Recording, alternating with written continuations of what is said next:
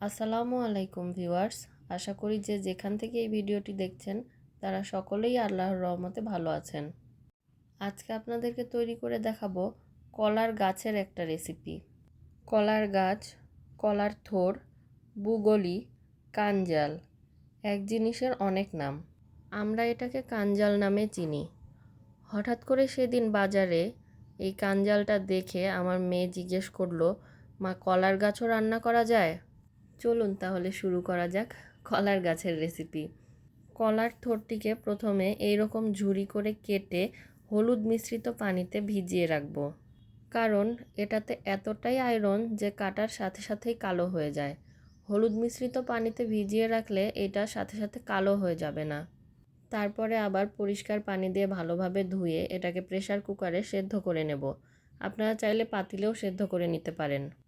এবার একটি প্যানে রেগুলার রান্নার তেল গরম করে নিয়ে একটু বেশি পরিমাণে পেঁয়াজ কুচি আর কিছুটা রসুন কুচি, তেজপাতা আর 2টা শুকনা মরিচ এভাবে কেটে একসাথে কিছুক্ষণ ভেজে নেব। তারপরে আমি এখানে কয়েকটা বড় চিংড়ি দিয়ে দিয়েছি। আপনারা চাইলে কুচো চিংড়িও দিতে পারেন।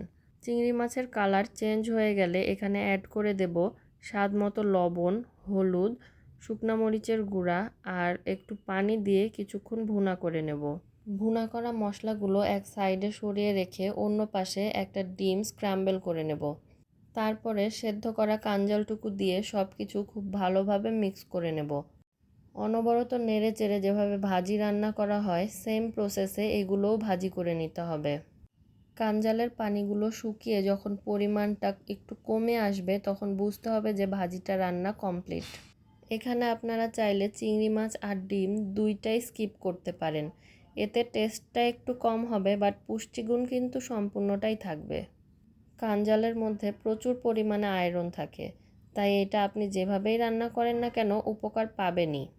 যারা এখনও আমার চ্যানেলটিকে সাবস্ক্রাইব করেননি প্লিজ সাবস্ক্রাইব করে দেবেন। আজকের মতো এখানেই বিদায় নিচ্ছি। নেক্সট ভিডিওতে কলার কাঞ্জালের আরও একটি রেসিপি আপনাদের সাথে শেয়ার করব। টিল দেন, আল্লাহ হাফেজ।